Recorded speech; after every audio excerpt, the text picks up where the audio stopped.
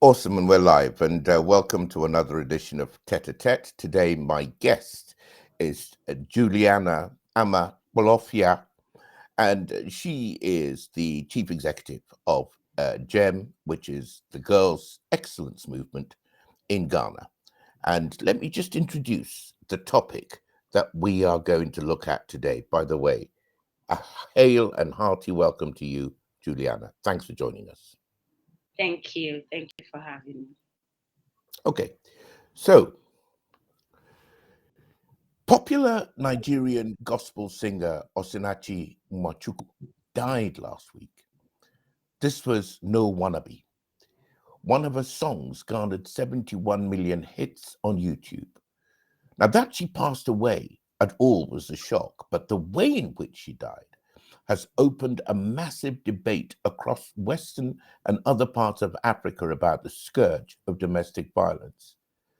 Despite the story being put out at first that she had retired from public appearances to fight cancer, it's been claimed by her elder sister, Favor Maid, that Osinachi actually died from blood clots on her chest, resulting from blows from the feet of her manager husband.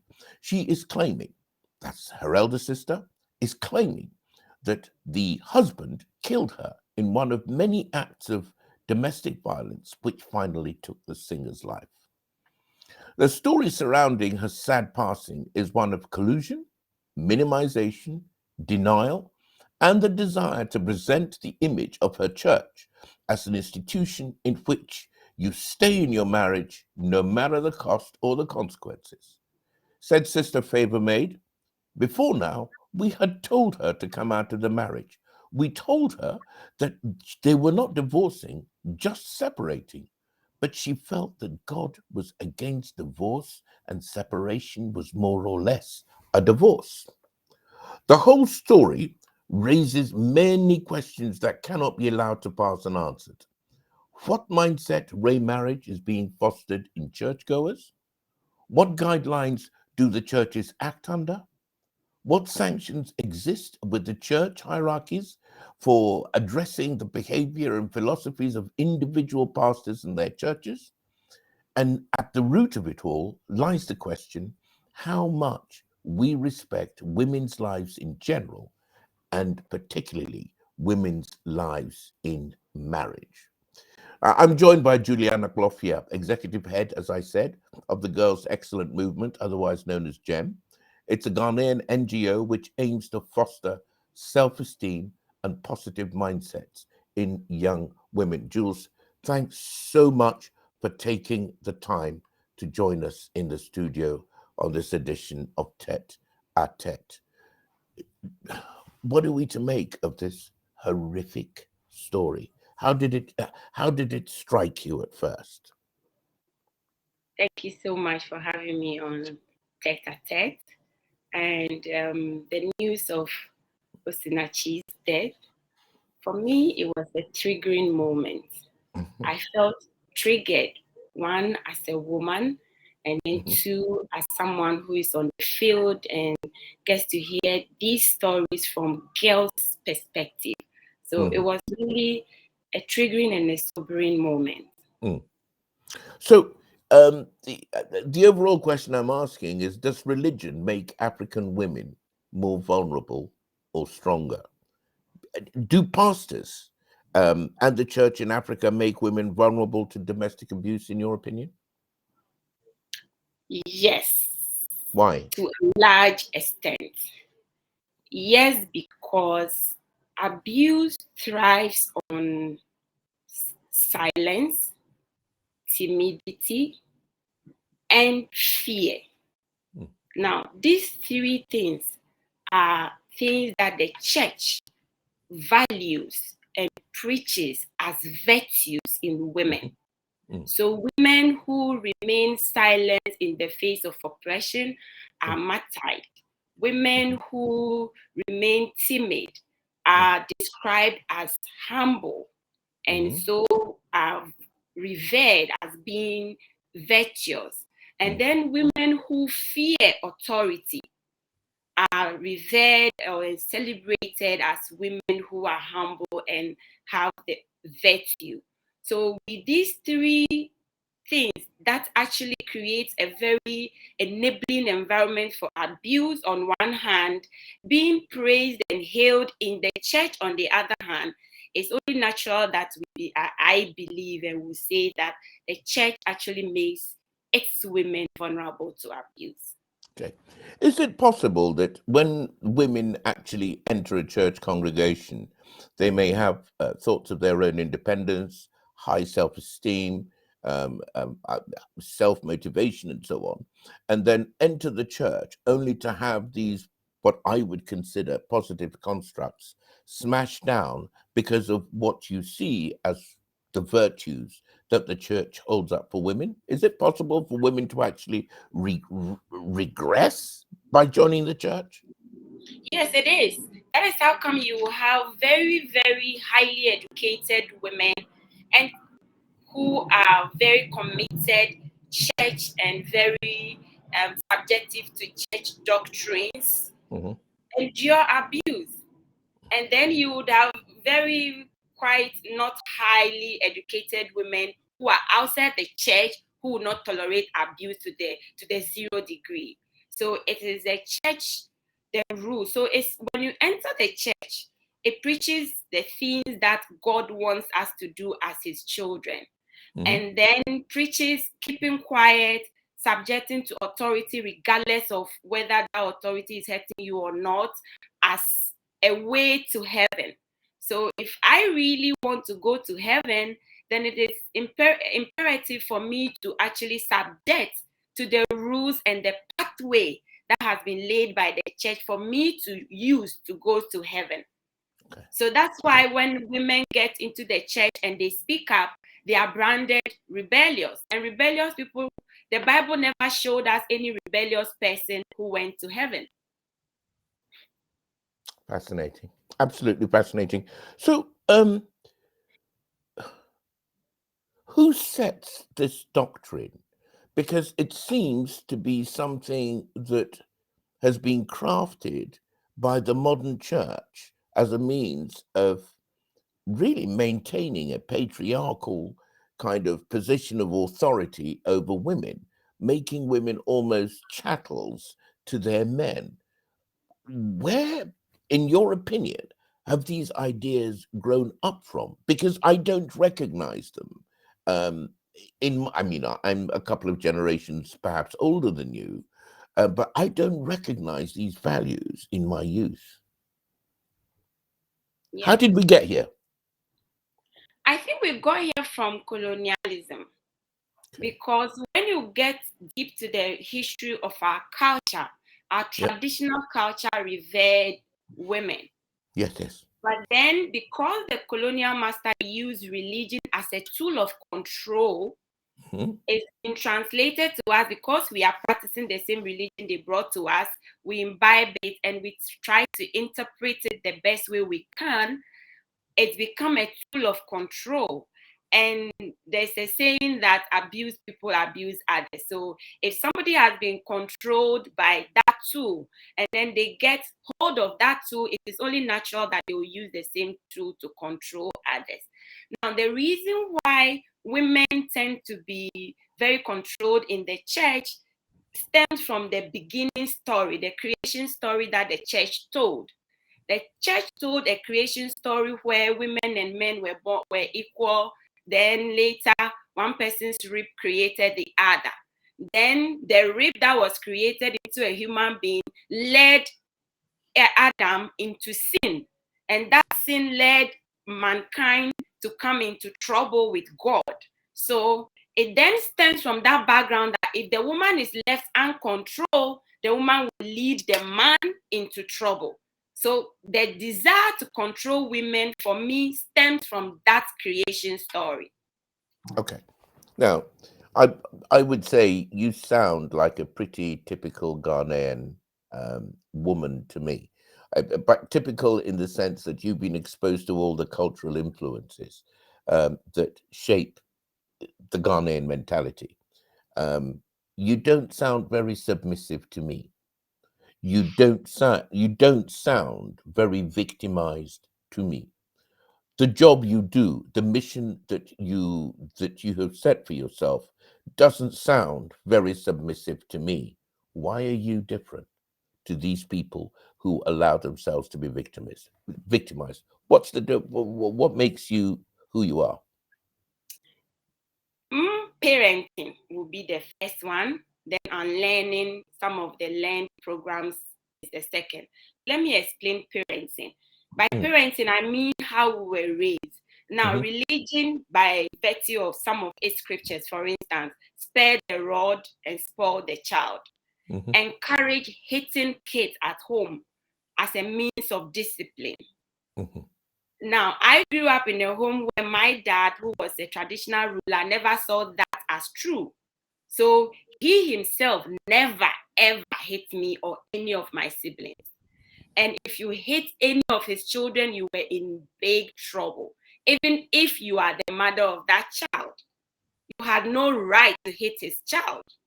And he made it so entrenched that it was normal to me to accept that not being hit is right. So then when I went out and see people being hit, I found it strange to accept because it wasn't normalized for me at home. Then that is one reason that I seem to be different. I wouldn't tolerate abuse. Then two, my dad would tell anyone who was coming to marry his children that you can do whatever you think right in your mind to your wife, but the day you hit it, that day, he would deal with you. And then you were told that when you go into the marriage and they hit you, come back home. And you knew that when you return home, there's a backing for you.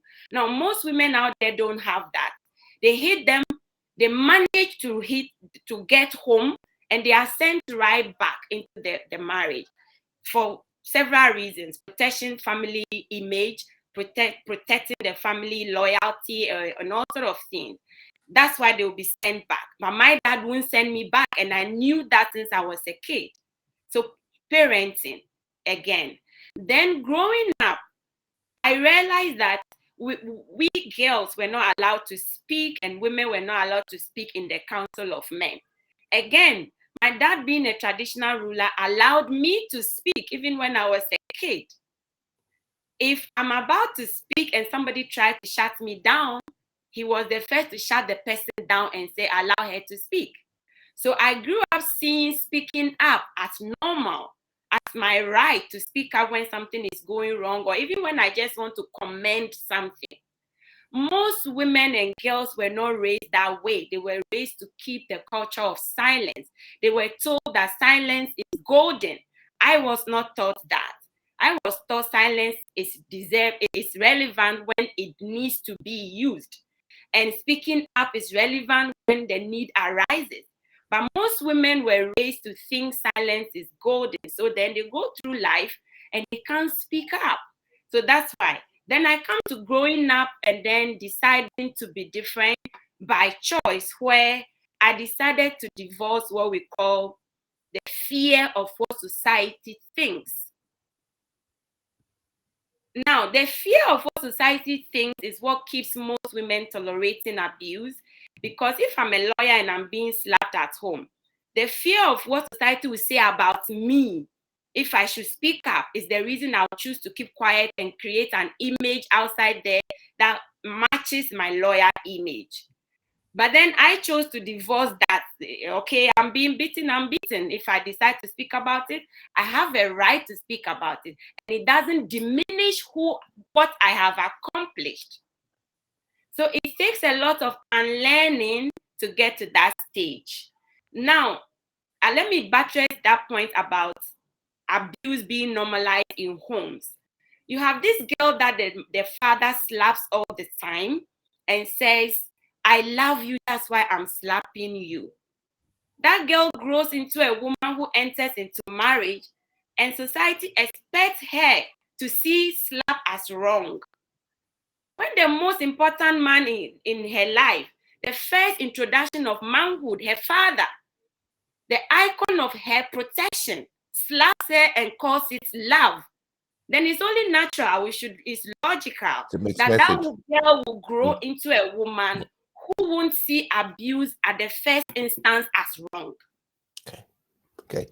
Let me, I mean, you're breaking this down so that it's comprehensible to a 6-year-old. So if we're talking about our parental role models and how we start off in our early lives, clearly there is an obligation for parents to review the way they parent their children. Exactly. Fathers as protective figures and how they use, male authority, and mothers also as nurturing figures and how they protect their children from excesses by other people. But let's go further out into society. Do you think that there is a role that government and other social institutions should be playing that they're not playing properly at the moment? Absolutely. Government has a responsibility to protect its citizens, women inclusive. So if the woman is being battered, then it's the responsibility of government together with the general society to find ways to protect women. Now, what I see coming up in the wake of Osinachi's unfortunate death is that we place responsibility at the doorstep of the victim, and we are like, victims should leave. Yeah, leaving is okay, but leave and then what? What about those who left and were still chased and killed or maimed? So then government has a responsibility to make rules that protect women, make punishing the offense or the crime of wife battering very stringent so that it deters others from taking that path. Government has a role to have trauma centers created so that boys who were battered as kids, who like in the case of the late Osinachi's children, their dad has normalized abuse to them. News report out there says that he actually even makes them engage in abusing their mom. These are damaged children already. And when they grow up without therapy, they are going to go into abuse because it is the only thing they know. So government needs to have trauma centers where boys go to be taught how to manage their emotions, how to deal with anger, self-mastery, and other topics. That is one. Government also needs to have shelters so that when women are battered and they choose to leave, they can live into safety and protection at these shelters. And then these women again receive therapy so they don't repeat the cycle of going into abusive relationships.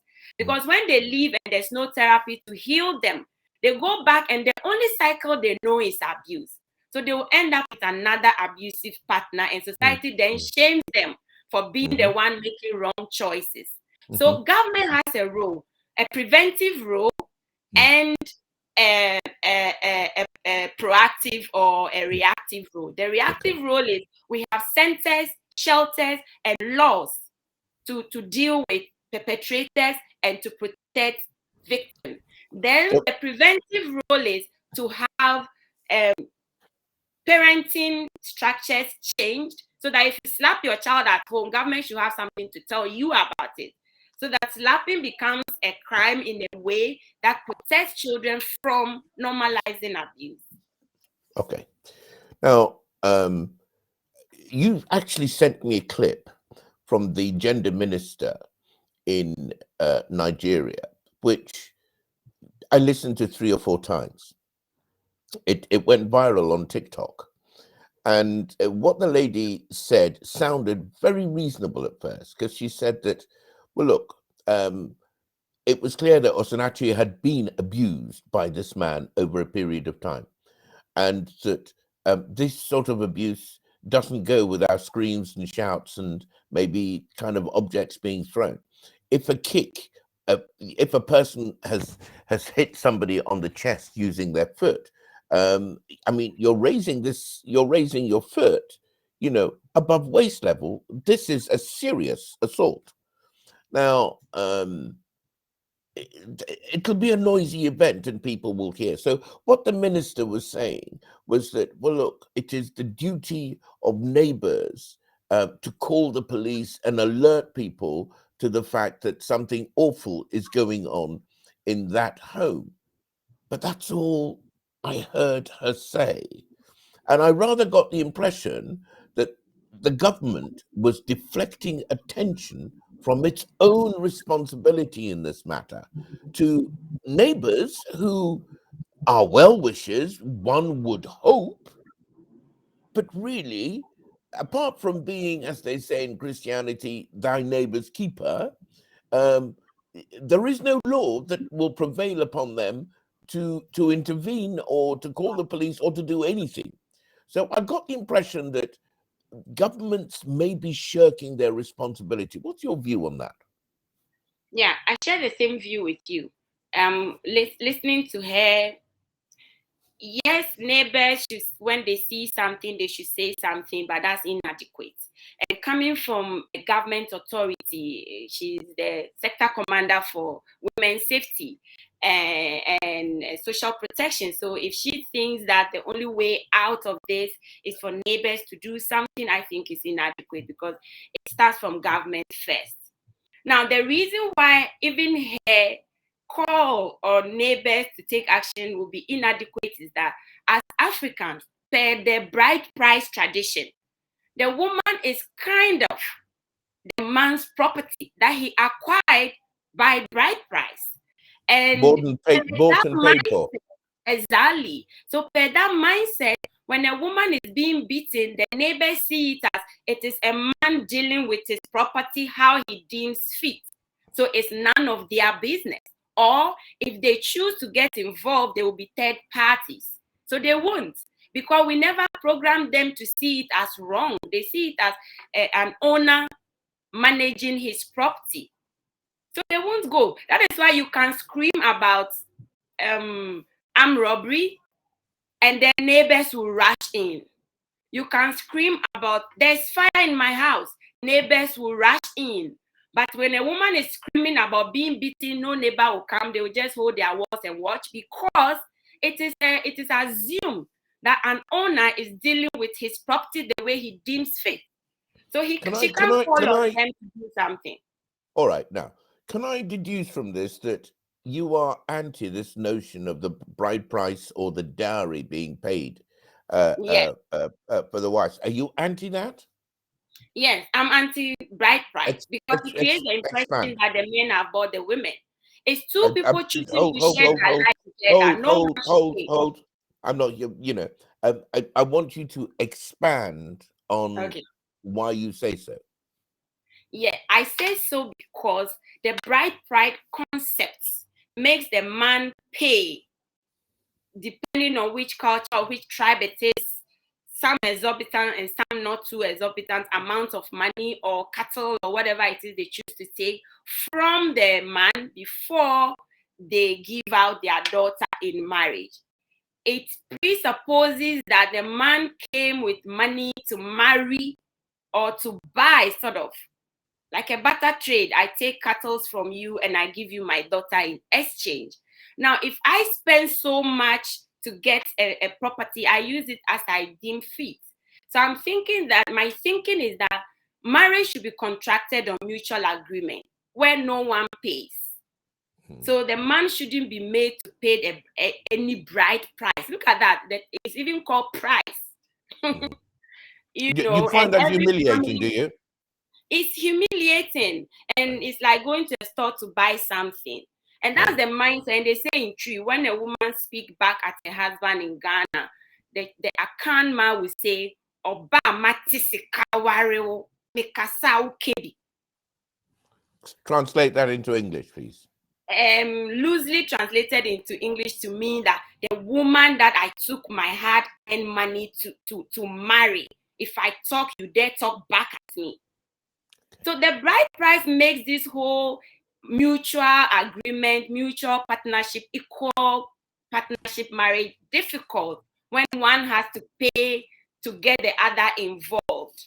They feel they have an authority given to them because they have paid something. So I believe that solving this whole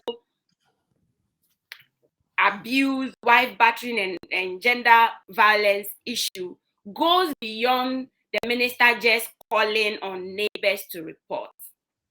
Okay. Now, here's a question.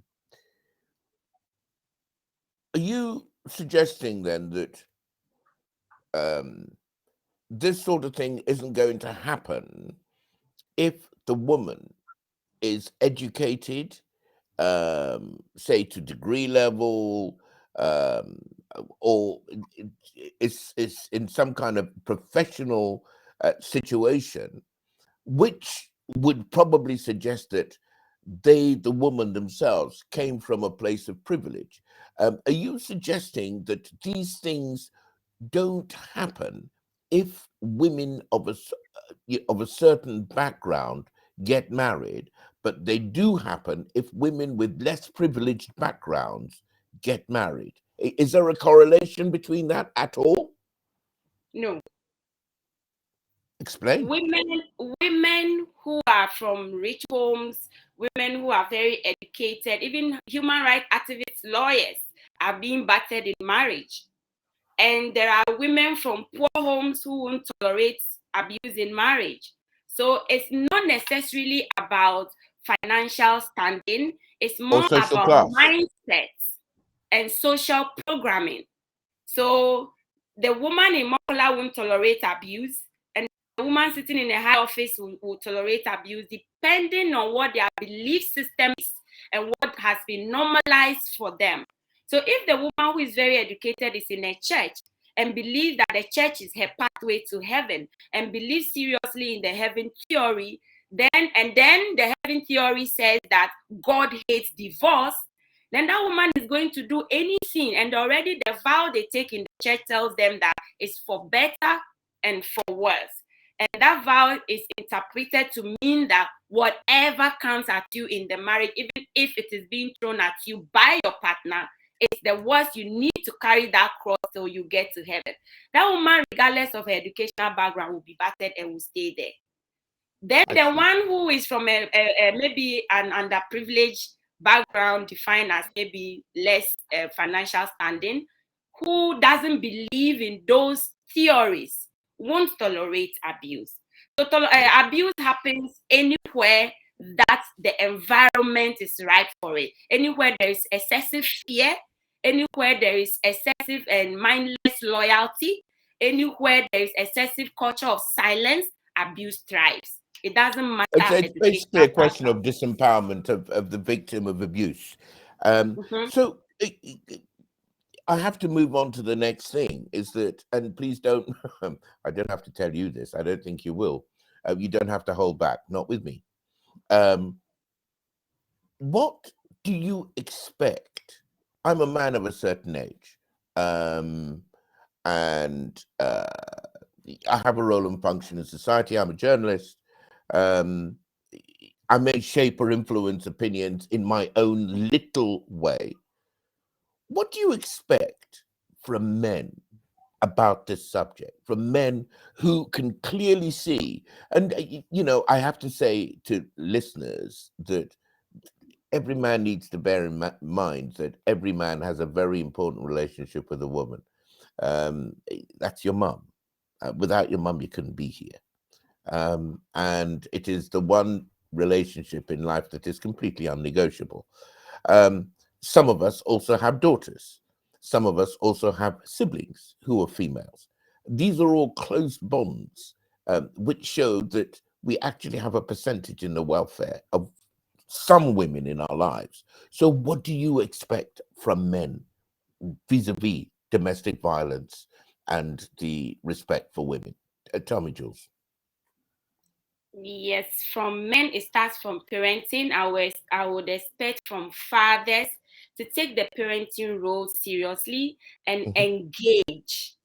I would expect from men again to engage with their boys so that they learn how to manage their emotions.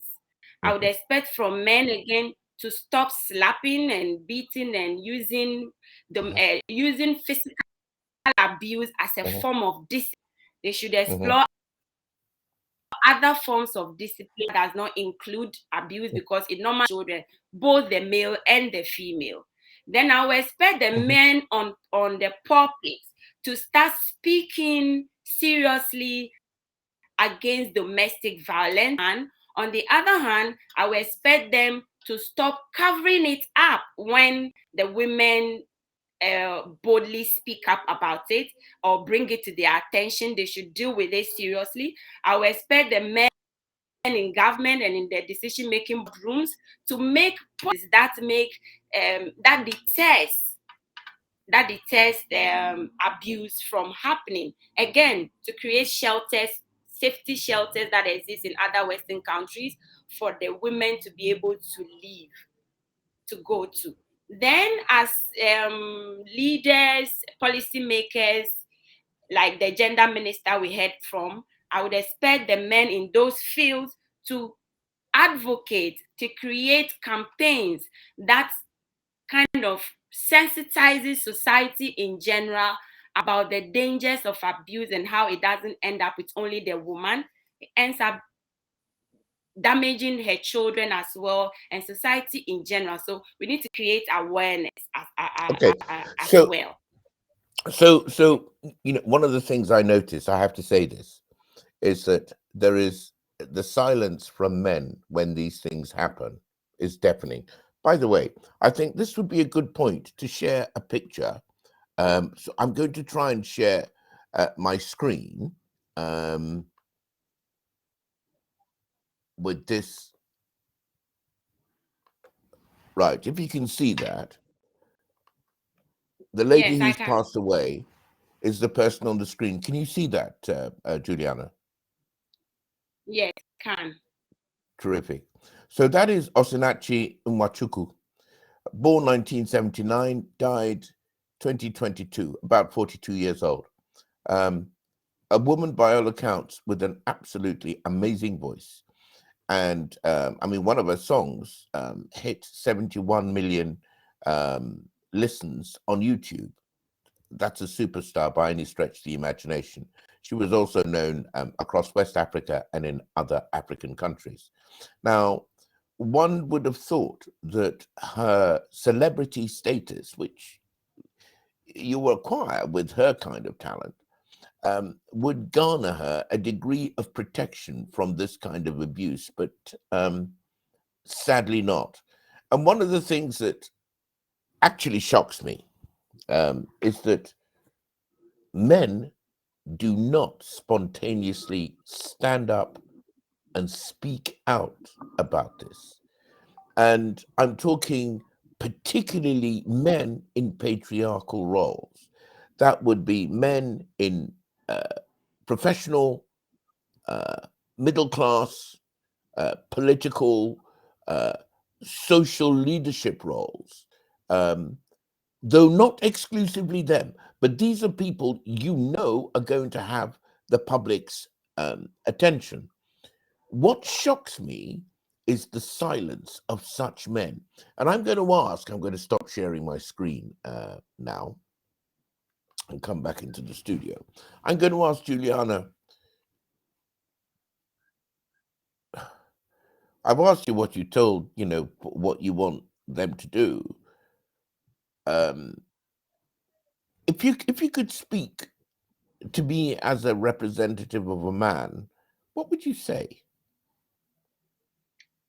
I will tell you that I know that before then, you are not a typical man. Sorry? I could tell you are not a typical man. What, really? Well, I hope in a good way. So I don't know. Let me put an image of a typical man on your face so I can speak to the person. Okay. Okay, so I'll be saying that I know when you hear about abuse or someone being slapped, especially a wife being slapped, it doesn't necessarily hit you as wrong. That's because abuse is normalized by experience, observation, and reinforcement. Now, experience by watching it being done around you. Your mom was being beaten, your auntie was being beaten, and you go out to town, your cousin's mother is being beaten, so you think it's normal. So by observation, it's been normalized to you. By experience, you've been slapped yourself several times for some very flimsy mistakes as a child. So then by experience, you've normalized abuse. And by reinforcement, religion tells you that you are the head and you're supposed to control your home. So by control, since you already haven't been taught how to manage your emotions, when you want to exert control and your object of control wants to resist, you dominate. So you try to hate in a way to subdue, because when you were growing up, you were hit to be able to submit. And by being hit, the person who hits you got submission out of you. So you've normalized it. Yes, I understand where you are coming from. But what we are saying is that it's wrong. It is wrong that it was done to you. It is wrong that you were not protected and you experienced it. It is wrong that it is being reinforced for you in the church or the mosque. It is wrong. And we are saying, now that you know and you understand, you can see from Osinachi's death that it takes away valuable assets from this world. It could have taken away your daughter or your sister's life. We say it's wrong. And we are calling on you to add your voice to say it's wrong. When you are in a group of men and you know a colleague who slaps the wife, tell them it's wrong and share your view on why you think it's wrong. And when you are raising your boys, let them understand it's wrong. Let your daughter understand it's wrong. So when she's hit, tell her to run back to you and you protect her. All we are saying is that we know you don't deliberately go out there to hit somebody. But because it's been normalized to you and you've been raised to believe that you have a right to do it and it's justified, now you know it's not justified. So please be an advocate. Lend your voice. In your male fellowship groups, tell your colleagues there that is wrong. In the boardroom, tell your colleagues it's wrong. Anytime you are in a company of people that think it's normal, now that you have come to the awareness that it's wrong, we employ you to speak up. That is wrong. Okay. When I came to this interview, I was going to make a big hoo-ha about economic independence. But one of the takeaways from chatting with you, Juliana, is that the problem isn't entirely about economics. I thought that women were being abused because they were poor and that they had no economic independence, and that if they were to leave the marital home, they wouldn't be able to look after themselves. But I mean, you're setting me straight on this by saying that actually there are lots of professional, very well-to-do women who are being battered by husbands, and these women could live perfectly well on their own. But the thing seems to hinge on the twin hooks of social respectability. I mean, there is this ridiculous kind of value attached to a woman not only being married, but also staying married at the cost of her damned life. Exactly. You know, there's that. And then there is the fact that it's a codependent relationship in that, you know, it's do you remember Tom and Jerry? You know that cartoon? Yes. Tom and Jerry? Yes. You know, first of all, it starts with a cat chasing the mouse. And then after a while, they go around in such a blur, and the whole thing becomes a blur. You can't tell who is chasing who after a while. It's just a blurry circle. It becomes like that. It's that men get abusive, women get submissive, men get more abusive, women get more submissive, and the whole thing becomes an absolutely vicious circle.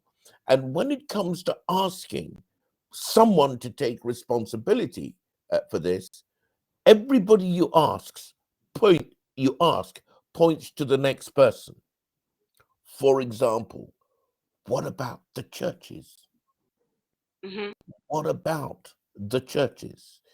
Um, what part can they play in all of this? And the church hierarchy and the church authority? I noticed, actually, I checked. I found very little by way of a statement coming forward for them, encouraging their pastors to steer away from this kind of male chauvinist mentality regarding women in marriage. So you ask the churches, they pass the buck to somebody else. You ask the politicians, they pass the buck to the neighbors. You ask the men, they pass the buck to their society. They say, "Oh, well, it's my culture." You ask the culture, but nobody's taking responsibility for that. So it is like this Tom and Jerry thing where the thing goes round and round and round in circles. Meanwhile, the women are being battered. The women are being abused. This 42-year-old woman, she's got 4 children. There are 4 children have been orphaned by this ridiculous thing. And it took days for the alleged perpetrator to even be arrested and put in custody. So, I think that, there are a lot of issues to take away here. What would be your final takeaway, suggestion, a thought about what we can do about this? So, like you said, it's a cycle, and to break the cycle, we all are involved. Parents are involved, government is involved, society in general is involved, the church. The church carries a chunk of the responsibility, because even when parents have done their work well and that child goes into a church, they usually will take the church's word over the family's word. So it's like you are born into a new religion and you are born again, all things have passed away. So now what the church says supersedes what family says, if what the church says is different. Now, so we need the church to sit up and make statements against abuse. I have noticed this time, luckily or for whatever reason, in Osinachi's death, that the church is speaking. But what they are saying is not claiming responsibility. They are saying the responsibility is on the doorstep of the victim to leave. And here is my take on that, and that will be my takeaway for today, is that living is okay. But when we tell them to live, we should remember to tell them that it's a risk. Living is a risk. The reason they don't go, one could be the fear of death. So they weigh the options. Do I die in society's eye, or do I die with this man? And they choose the lesser painful death in their mind. So they stay. Sometimes they stay because of the fear of losing their children. Some of these men are so vicious that if you try to leave them, you lose your children. They either kill them, or they find a way of kidnapping them, and you live in torment all your life, wishing you never left to have saved them. Some of them stay because of the fear of losing face in society. Mrs. Osinachi stayed, obviously, because her ministry, which is her source of livelihood and purpose, hinges on society's approval. Her ministry was about living according to God's will. It's about holiness. It's about doing God's work and not living in your own will in life. How is such a person supposed to leave marriage? Living marriage is your own will. It's for your own protection. It's not for God's will, per what has been preached to her. So such a person won't leave. So we are saying that living is not a holistic answer to domestic violence. Living is only a step towards solving the problem. But the bigger step lies with the church and government. Government make policies to deter other people and punish perpetrators severely. Church preach against abuse, and when it is reported, stop covering up and act upon it. And then we, the general society, when our friends leave marriage, let's embrace them. Let's rally around with support. And when our friends leave marriage and they have financial difficulties, let's reach out and support them financially for those who needed that, so that together we cannot stop this cycle of this vicious cycle of killing women needlessly. It doesn't only kill women, it damages their children. These 4 boys, these 3 boys and a girl are damaged. They need serious therapy to be able to heal. Otherwise, they will go on and perpetrate the cycle of abuse, because that's all they know. Okay. Well, that's very articulately put and very roundly put. And all that remains, Jules, is for me to say thank you so much for joining me on Tete-a-Tete today. We've been talking about whether religion makes African women more vulnerable than strong. So it's been a great conversation. Thank you very much. And you must come again. Good luck with the Girls' Excellence movement. Okay. Thank you for having me. See you again. No, it's a pleasure.